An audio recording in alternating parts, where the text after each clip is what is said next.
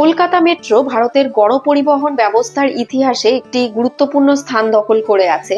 এটিই হলো ভারতের প্রথম পরিকল্পিত এবং চালু মেট্রো ব্যবস্থা। এই পরিকল্পিত মেট্রো ব্যবস্থার পরিকল্পনার ধারণা প্রথম দিয়েছিলেন একজন ব্রিটিশ সিভিল ইঞ্জিনিয়ার 1920 সালে।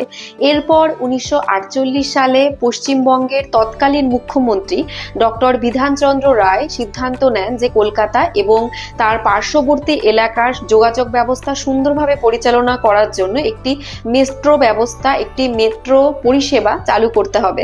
অবশেষে 1970-এর দশকে নির্মাণ কাজ শুরু করা হয় এবং যোগাযোগ ব্যবস্থার এই অভিনবত্ব প্রথম চালু হয় ঠিক 1984 সালের 24শে অক্টোবর।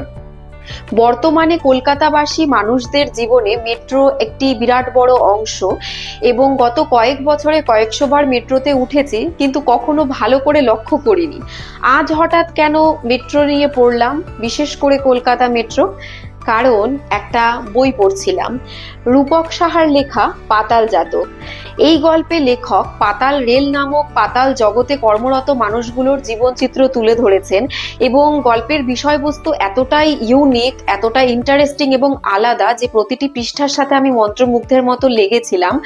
সত্যিই তো, কখনো এভাবে পাতাল রেলে ভূপৃষ্ঠ থেকে এতটা নিচে কর্মরত মানুষগুলো দৈনন্দিন জীবন কিভাবে কাটে, দৈনন্দিন অফিস জীবন কিভাবে কাটে, সেটা কখনো এরকম ভাবে ভাবিনি, কোনো রকম ভাবেই ভাবিনি যদিও। কিন্তু এই গল্পটা পড়ার পরে যে কয়েকবার মেট্রোতে চেপেছি, বহু এমন জিনিস চোখে পড়েছে যেগুলো আগে হয়তো নিজের অলক্ষ্যেই চলে যেতাম। এবং প্রত্যেক দিন আমাদের প্রত্যেকের সাথে এটা হয় যে দৈনন্দিন জীবনে আমরা অনেক কিছুকে সাধারণ মনে করে ইগনোর করে চলে যাই, কিন্তু এখন সেগুলো চোখে পড়ে, এখন লক্ষ্য হয় যে জিনিসগুলো কতটা গুরুত্বপূর্ণ। এবার মূল কাহিনীতে আসি। গল্পের অন্যতম চরিত্র অর্ক 29 বছরের একটি পাতাল রেলে কর্মরত যুবক, যে কিনা একজন গ্রামের ছেলে, কিন্তু পড়াশোনার খাতিরে তার জেঠতুতো দিদি তাকে শহরে নিয়ে এসেছিল।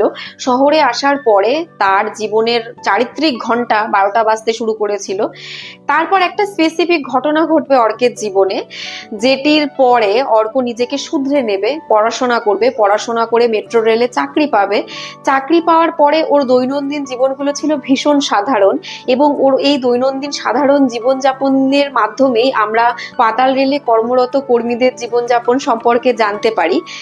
অর্কের জীবনের মোড় আরো একবার ঘুরবে যখন ওর জীবনে একজন ভালোবাসার মানুষ আসবে এবং ভালোবাসার মানুষ আসার পরে যখন পড়ুয়াদের মনে হবে যে সবকিছু ঠিক চলছে, অর্কের জীবনে সবকিছু ঠিক আছে, ওদের দুজনের মধ্যে সবকিছু ঠিক আছে, পরিবারের মধ্যে সবকিছু ঠিক আছে, ঠিক সেই সময় একটি অশনি সংকেত হয়ে আসবে একজন পাতাল জাতিকা ওর জীবনে।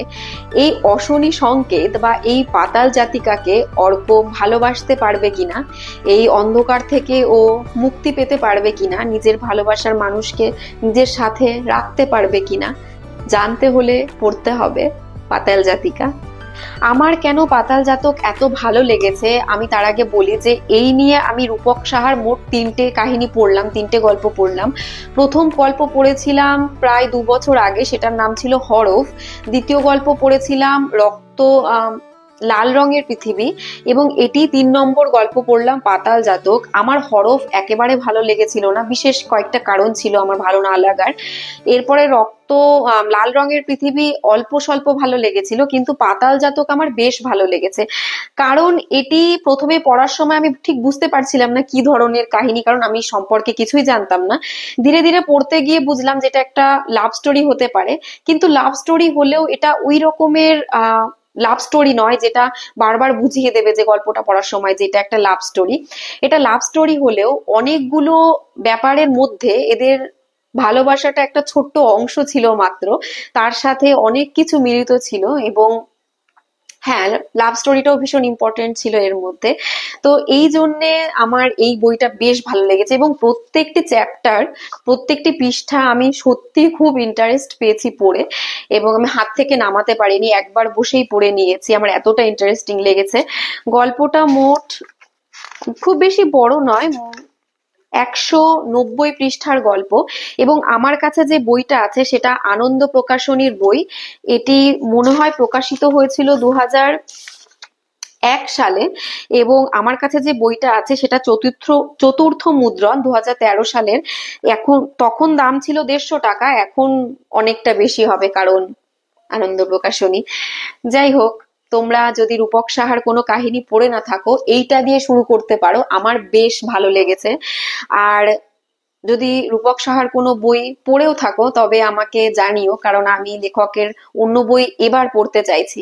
আমার কাছে বেশ কয়েকটা আছে, আরো দুটো তিনটে, সেগুলো পড়া হয়নি। এবার একটু ইচ্ছে করছে তাড়াতাড়ি পড়ে নিতে। তোমরাও পড়ে নিও। Happy reading.